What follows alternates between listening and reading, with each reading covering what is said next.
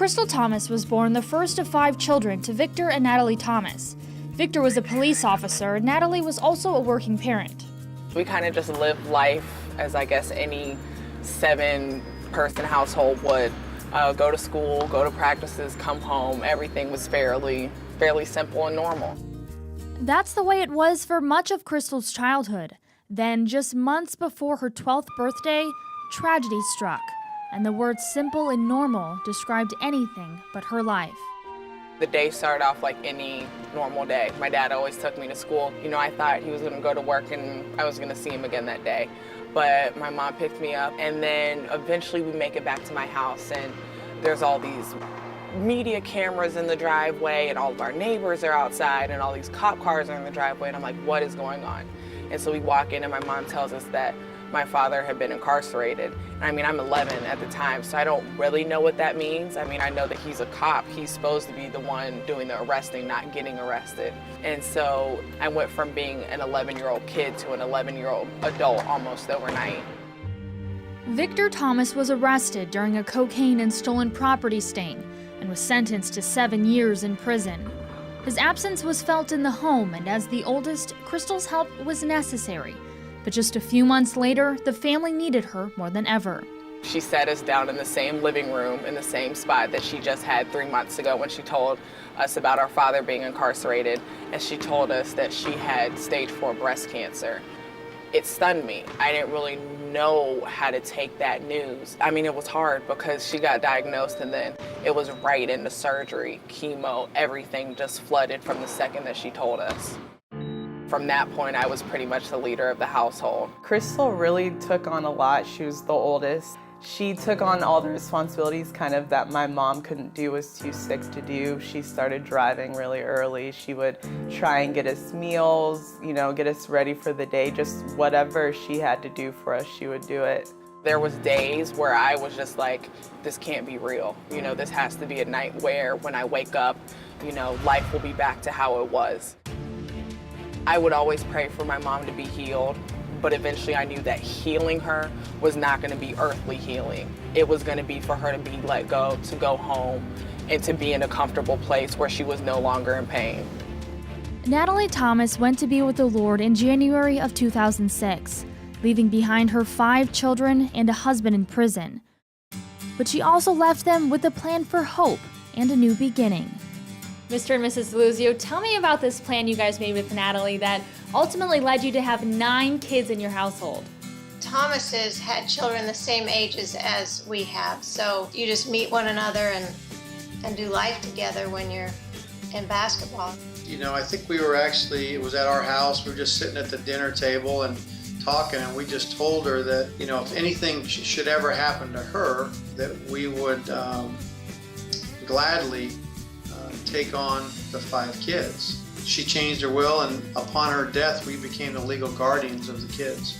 They probably didn't sleep that much when we all lived in there because they really went over and beyond to make sure that we felt welcome, that we felt loved, that we needed whatever it was.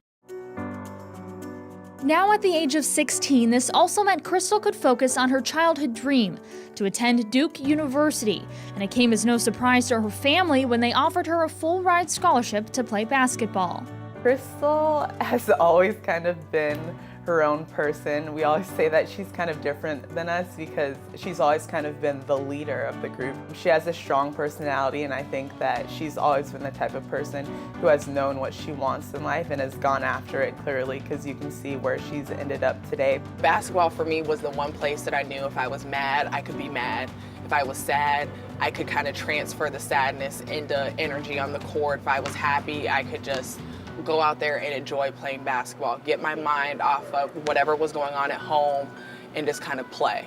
I mean, it was hard for me to go all the way to Duke and leave my siblings, but I knew at the end of the day, if I wanted to have an opportunity, say something happened and I needed to have a life for my siblings, I could do it. I could have a life for myself. You know, I was gonna put myself in a place, in a position where I could succeed in life. During her collegiate career, Krystal left her mark on Duke's record book. She became the 2nd player to ever record 300 rebounds in a season and ranked 2nd in career blocks in school history. But with her success came a new dream, as the possibility of making it to the WNBA became a reality.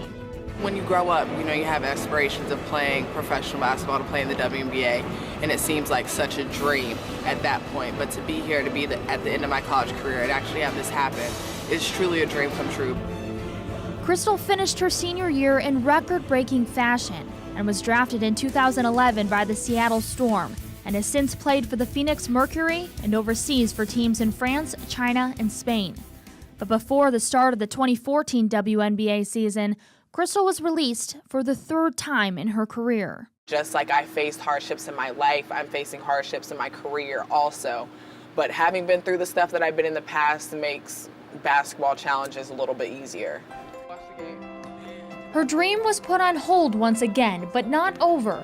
Krystal was quickly picked up by the Indiana Fever, where she's also had the opportunity to rebuild her friendship with former Blue Devils teammate Karima Christmas. They both assure me life in the WNBA isn't easy. It's hard. You have to really kind of be mentally tough. When you're playing in the league, especially now, you got to pick up stuff quick, and you got to take what the coaches are telling you and just roll with it and try to get better every day. Since she was 11 years old, Krystal has faced many hardships most have never endured. But not only has she turned tragedy into triumph, she's set an unforgettable example with her compassionate character and unshakable faith. She's someone that I can, look up to. I mean, we're barely months apart in age, but it's someone that, she's been through so much, and you don't really see her like taking it to a point where it just brings her down, It's something that she'll talk about, and she'll be like, I got through this, my siblings got through this, and we prevailed over everything that went on in our lives, and it's amazing to see the progress from when I first met her till now. One of the things for me is it's an opportunity for me to inspire people around me, for me to share a story of some hard times that I went through and be able to help other people out. One of the greatest highlights of my days or my weeks is if I get to talk to someone about my faith, or if I get to share with someone what I went through, because it's not just a thing. Like, for me, it's my life,